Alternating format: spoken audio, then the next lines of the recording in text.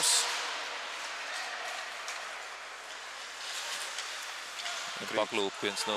Jā, tāds kautiņš sākās Davidovs pret Musejo. Uzreiz sākās kautiņš, un tiesneši arī neiesaistīsies, paklūpināja arī Bičevski 1-1.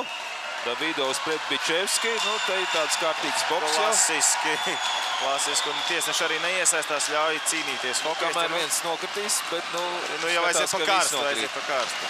Jā, tad no muguras, man liekas, Bičevski pagrūda, viņš pagrūda pretnieku, tas iesita. Es domāju, tur būs apusējis norēdījums visticamāk. Davidovs pret Bičevski Māri. Kā tas sākās, jā, no muguras pagrūda Bičevski šķiet. Tad viņš atbildēja.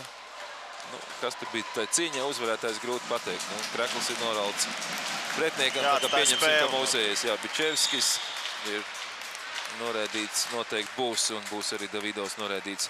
Viņš var iet uz ģertuvēm jau, jā, Bičevskis arī jau iet uz ģertuvēm. 3:48 atliek. Skatāmies šeit. Ir turpinājums, bet ne pats sākums. 1-0, te pēc sitieniem tīriem 2-0. Un, nu, tur ir pārliecinoši, jo... Te 2-1 varbūt, bet nu ķīver ar... Bet jebkurā gadījumā ar bieži...